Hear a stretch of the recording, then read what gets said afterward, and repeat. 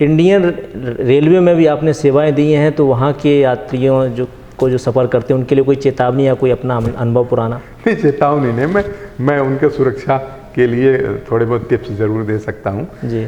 Railways में मेरा लगभग 1.5 साल के आसपास एज ADG रेलवेज़ यहाँ पर काम किया। और आप पूछ रहे हैं तो एक तो कोशिश किया था कि ये चोरियाँ कम से कम हो सकें, लोगों के साथ दुर्व्यवहार कम से कम हो सके, जो अवैध वेंडिंग होती थी टिकट्स की, ये सारी रिजर्वेशन की बहुत सारी चीज़ें, तो उस पर अंकुश लगाया था।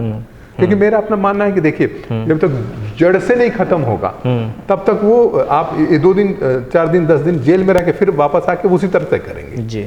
तो यहाँ पर लखनऊ GRP लाइन में हमने शुरू किया था एक स्किल डेवलपमेंट जो मिनिस्ट्री है उसके लोगों से संपर्क करके एक स्किल डेवलपमेंट सेंटर खोला था, ताकि ऐसे बच्चों को या जो महिलाएं हैं वहाँ रोजगार मिले, तो मेन स्ट्रीमिंग उनकी हो जाए, तो अपने आप ही वो छोड़ देंगे, तो फिर इस तरह से घटनाएं कम हो जाएगी। तो एक तो ये कोशिश किया था जो ड्रग एडिक्ट हैं, जिनके की उनका एडिक्शन रहते हुए उनको सुधारना, चाहे जेल में चाहे बाहर, बहुत मुश्किल था। तो कई जगहों पर जैसे मुरादाबाद में और कई जगहों पर बहुत अच्छा काम हुआ था। हमारे SP ने अच्छा काम किया था कि उन्होंने डी एडिक्शन किया था, और इसके साथ साथ रोजगार का भी मुहैया कराया। और एक और बढ़िया काम किया गया था रेलवेज में कि बच्चों के रेस्क्यू के लिए काम किया गया था। बच्चों के जब रेस्क्यू इन द सेंस, आप जानते हैं कि कई बच्चे जब घर से या तो रूठ जाते हैं या उनको शौक होता है कि वो बॉम्बे में जाकर के वो हीरो हीरोइन बनेंगे, तो वो भाग जाते हैं। तो भागें कैसे? तो या तो रेलवे स्टेशन जाते हैं या बस स्टेशन जाते हैं। तो हमने सारे अधिकारियों कर्मचारियों को, एवं रेलवे के जो स्टाफ हैं, चाहे TT हैं चाहे DRM हैं, सभी को सेंसिटाइज करने का प्रयास किया था। एवं कि यहाँ पर चेयरमैन रेलवे बोर्ड को यहाँ बुलाया था, एक बहुत बड़ा कॉन्फ्रेंस करा करके, और सबकी जिम्मेदारियां तय कराई थी।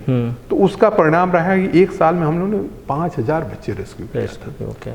हमने चेयरमैन रेलवे बोर्ड को ही यहाँ पर इनवाइट किया था, हमारे इनविटेशन पे यहाँ आए थे, और उन्होंने हमारे कहने से पूरे देश में इस तरह की व्यवस्था, एवं कि उन्होंने जो रेलवे अधिकारियों की पत्नियां थी उनको भी इसके साथ जोड़ा जी। अब कई स्टेशन पर उन्हें जमीन मुहैया कराई, वहाँ पर शेल्टर बनवाए, ताकि रेस्क्यूड बच्चों को प्रॉपर देखभाल हो सके और उनको अभिभावकों तक पहुँचाया जा सके। तो ये तो सर गुमशुदगी की आपने बात की।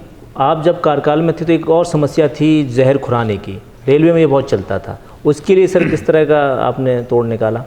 देखिए, जहर खुरानी जैसे बताया कि एक बहुत बड़ी समस्या है अभी भी। तो दर्शकों से मैं अपील करना चाहूँगा कि बहुत ही आप जब चलें तो इतने तरह के ये ड्यूपिंग होती है, ठगे जाते हैं, ये आप सोच नहीं सकते।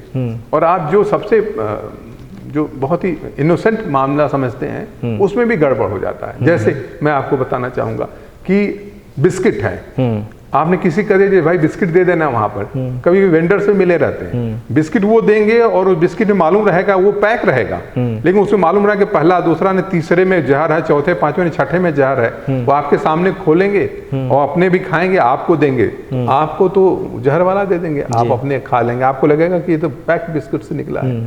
तो नहीं खाना चाहिए, बिना अपने खुद जाके खरीद के लाना चाहिए। पानी, आप पानी पी के रखे हैं हाफ बॉटल, इस तरह की बॉटल रहती हैं, दूसरा आदमी आएगा एग्जैक्टली वही बॉटल, आप थोड़ा सा इधर उधर हुई तो वैसा ही बॉटल, उतना ही पानी छूटा हुआ आपके पास रख देगा, आपको लगा कि आपकी ही बॉटल है। अब उसमें यदि जहर की वाली बात है तो आप पी लेंगे, आप बेहोश हो जाएंगे, आपका सामान लेके चला जाएगा। तो इसके लिए हम लोगों ने अभियान चलाया था, जहर खुरानों के विरुद्ध बड़े ही तगड़ी कार्रवाई की थी, उनके संपत्ति जब्त करने से लेकर के उनके गैंगस्टर में एक्ट में लाने के लिए, ताकि वो निकल ना सके। तो उनको पीछे ही पड़ गए थे हम लोग और उनको अरेस्ट किया था।